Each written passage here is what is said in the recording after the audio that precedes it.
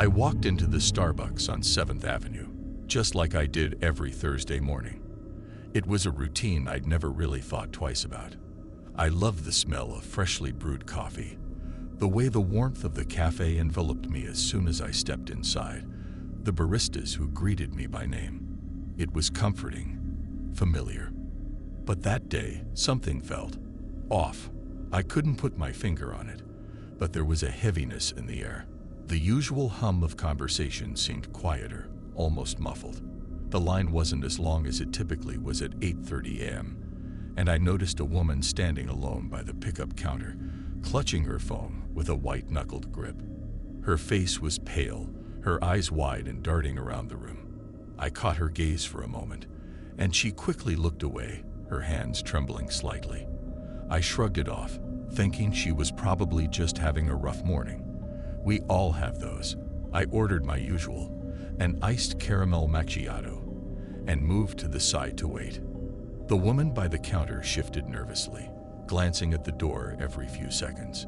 My curiosity got the better of me, and I found myself watching her. Then, out of nowhere, the front door burst open with a loud crash. Two men stormed in, their faces hidden behind black ski masks. Everything happened so fast, but it felt like time slowed down in those moments. The taller of the two men brandished a knife, waving it wildly at anyone who dared to move. The other, shorter and stockier, had a gun, its black barrel glinting ominously in the soft cafe light.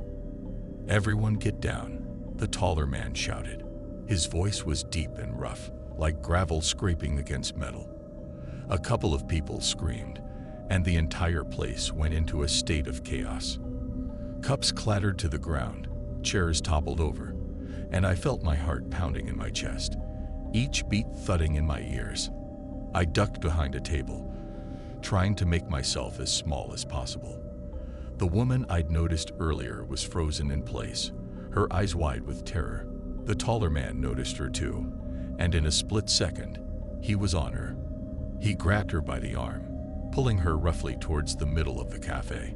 She struggled, but he was too strong. "Empty your purse," he snarled, shoving her to the floor. The woman fumbled with her bag, her hands shaking uncontrollably as she tried to comply. I could hear her muttering under her breath, pleading with him to let her go. My stomach churned with fear, and I wanted to do something, anything, but I was paralyzed. The shorter man with the gun was keeping an eye on the rest of us, pacing back and forth, daring anyone to make a move. The baristas were huddled behind the counter, whispering frantically among themselves. The whole scene was surreal, like a nightmare come to life. Suddenly, the tall man grew impatient. I said, "Empty your purse," he screamed, his voice echoing in the silent cafe. He raised the knife, and before anyone could react, he plunged it into the woman's side. The sound she made, a sharp guttural cry, cut through the air like a knife itself. I felt a cold sweat break out across my skin as I watched the life drain from her eyes. Blood pooled on the floor around her, soaking into the fabric of her dress. The tall man grabbed her purse, rifling through it quickly before tossing it aside in frustration. He cursed under his breath, then looked at his partner. "We need to go now," he barked. The shorter man nodded, and they both bolted for the door, leaving a stunned silence in their wake. It was like the air had been sucked out of the room. For a moment, nobody moved. We were all too shocked to process what had just happened. I don't remember when I finally found the strength to stand up, but when I did, my legs felt like jelly. I stumbled over to the woman, hoping, praying that somehow she was still alive. But as I knelt beside her, I knew it was too late. Her skin was already growing cold, her chest no longer rising and falling with breath. Someone must have called 911 because the sound of approaching sirens began to fill the air. I couldn't tear my eyes away from the woman's lifeless form, the crimson stain spreading ever wider beneath her.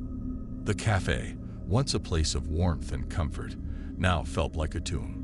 I haven't been back to that Starbucks since that day. Every time I pass it, I feel a shiver run down my spine. The image of that woman's face, her final moments of terror and pain, are burned into my memory. I still can't shake the feeling that maybe, just maybe, I could have done something to stop it. But the truth is, I'll never know.